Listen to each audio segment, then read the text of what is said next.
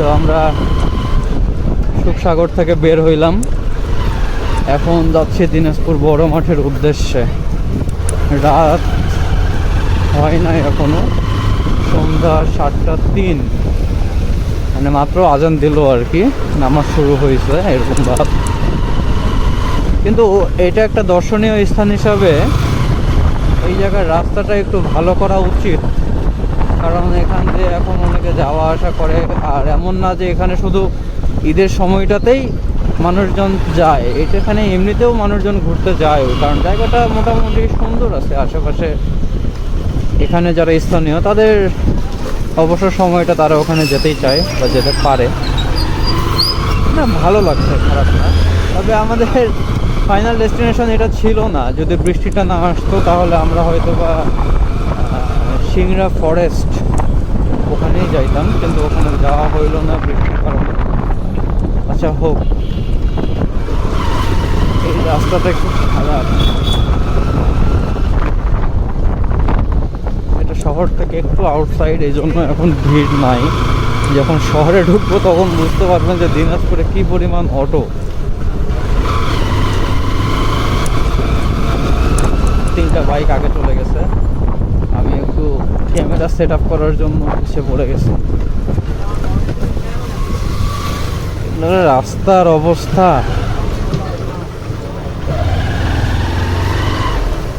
মানুষজনকে অটো থেকে নামে যাইতে হচ্ছে।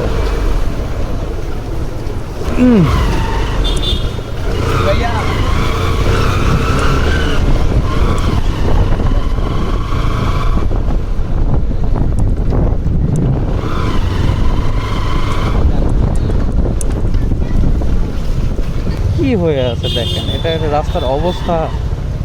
ড্রেন বানানোর জন্য এত দূর ঘুরতে হয় বা এভাবে ঘুরে গেছে, এটা কতদিনে যে ঠিক হবে এই রাস্তা, এটা তো অনেক বিপজ্জনক। রাতে যদি একটু ওভার স্পিড হয় বা কোনোভাবে স্লিপ করে, একদম স্পট ডেড।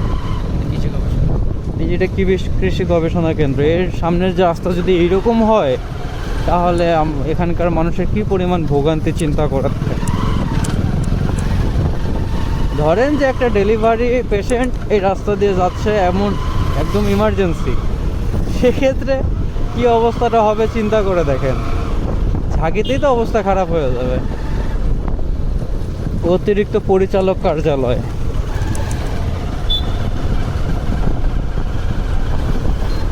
এখন আমরা শহরের ভিতর ঢুকবো। ভিতর দিয়ে কোনো রাস্তা আছে নাকি যাওয়ার?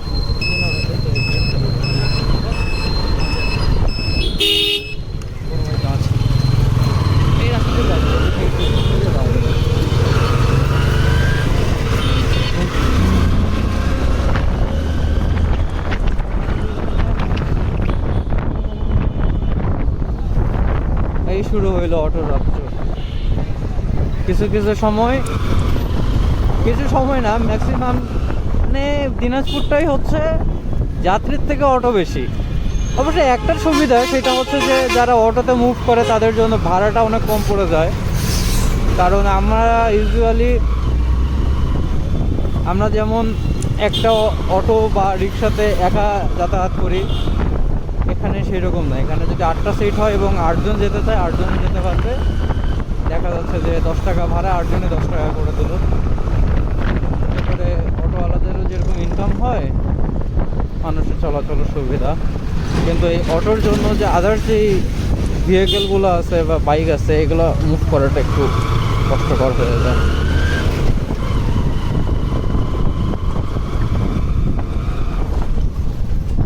গ্যাস স্টেশন,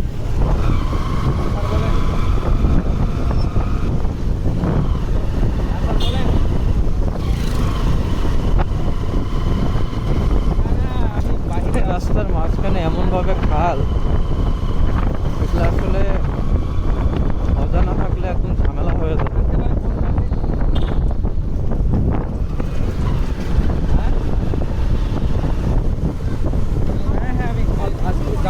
তবে আমার বাইকের হয়তো বা নয়েজটা আসতেছে অনেক, এটা কিভাবে ঠিক করবো আমি বুঝতেছি না, আমি কোনো অপশনই পাচ্ছি না। তবে অন্যান্য জায়গায় ঈদের পরে যেরকম ঘোরাঘুরি হয় বা ভিড় হয়, ঝামেলা হয়, জ্যাম হয়, এরকম নাই।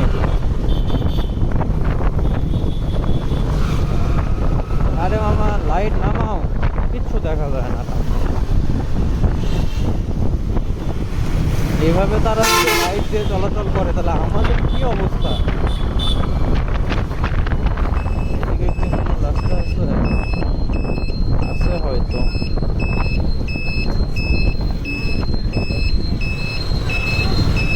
আচ্ছা, এটা মনে হয় খোকন মৌলবীর মোড়। মসজিদটা সুন্দর।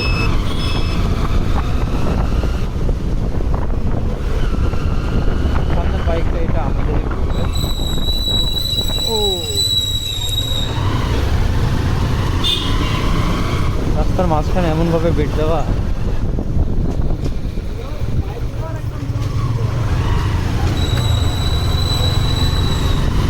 দিনাজপুরে আসলে স্থানীয় থেকে বহিরাগত স্টুডেন্টদের সমাগম বেশি, কারণ হচ্ছে যেহেতু জেলা শহর, ভালো কলেজ আছে, মেডিকেল কলেজ আছে এবং হাজী দানেশ আছে, ভার্সিটি। তো বাইরের স্টুডেন্টরা যাওয়া আসা করে, এটা কনভেনশন হল। আমরা এখন যাচ্ছি দিনাজপুর বড় মাঠে। বড় মাঠে অনেক স্ট্রিট ফুডের দোকান আছে, দেখি কি অবস্থা, খাবার কোয়ালিটি।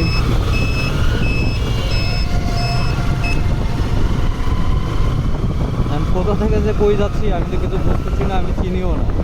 আমি সামনের বাইককে ফলো করে করে যাচ্ছি।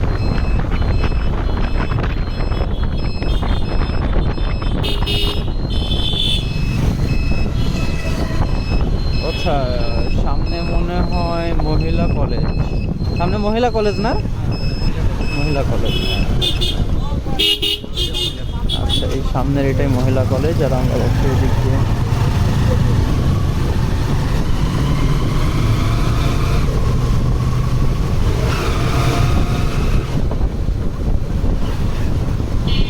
তো বিষয়টা আসলে এটাই যে রাস্তায় এত ভিড় থাকলে, জ্যাম থাকলে, এত ভিড়, আর এখন তো বাসওয়ালারা তো বাইকারদেরকে মানুষই মনে করে, ইচ্ছা মতো চাপ দিচ্ছে, যেরকম লাগতেছে ওদের জায়গা নিচ্ছে। আমরা যে সাইড দিয়ে যাচ্ছি তাদের কোনো মাথা ব্যথাই নাই। কতবার এরকম হয়েছে যে একদম সাইডে নামাই দিছি মাটিতে, ওদের কিছু যায় আসে না। দেখছেন অবস্থা?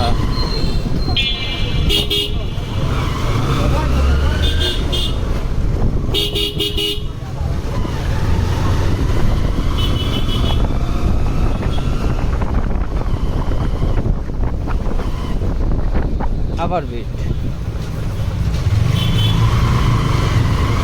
এক রাস্তায় আর কত ভিড় দেখবো।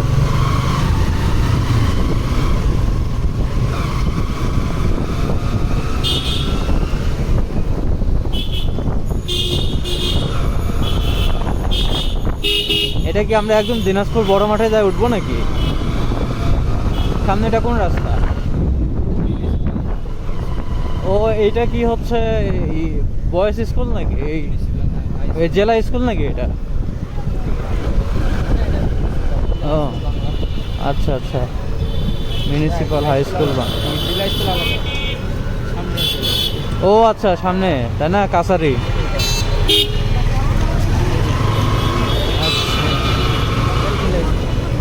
ডাবের দোকান, দিনাজপুর জেলা স্কুল।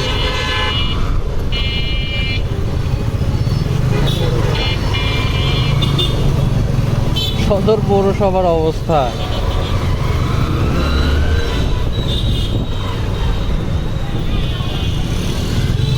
ফাইনালি চলে আসলাম দিনাজপুর বড় মাঠ।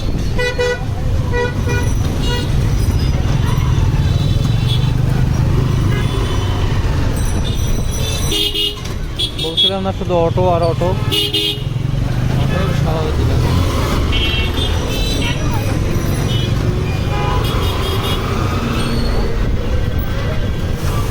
যেদিকে তাকাবেন শুধু অটো। আচ্ছা, দিনাজপুরে মেবি বাণিজ্য মেলা হচ্ছে।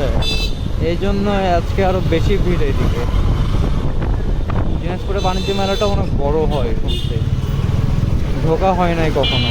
দেখি আজকে ঢোকা যায় কিনা, যদি ঢুকতে পারি তাহলে তো আপনাদেরকে দেখাবো। এইটা হচ্ছে কাচারি মার্কেট, এখানে কম দামে ভালো জিনিস পাওয়া যায় যদি খুঁজতে পারেন।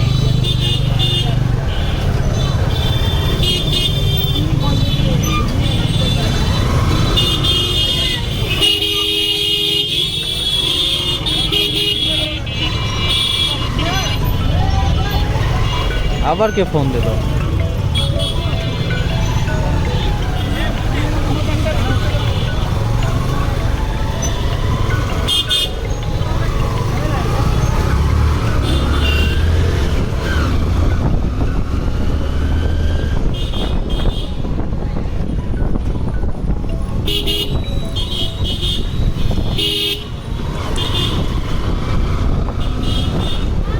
দিনাজপুরের বড় মাঠে চলে আসছি। এই পাশের মাঠটাতে আর কোনো কাজ হয় না, এখানে আর আর্মিরা করতে দেয় না, এটা অফ করে দিচ্ছে। এটা হচ্ছে উত্তরবঙ্গের মধ্যে সব থেকে বড় ঈদের নামাজ, দক্ষিণ এশিয়ার মধ্যে সব থেকে বড় ঈদের নামাজ এখানে হয়। ঈদের নামাজ বলতে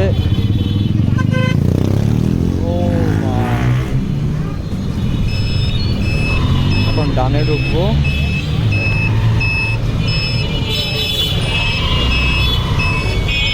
কি পরিমাণ ভিড়!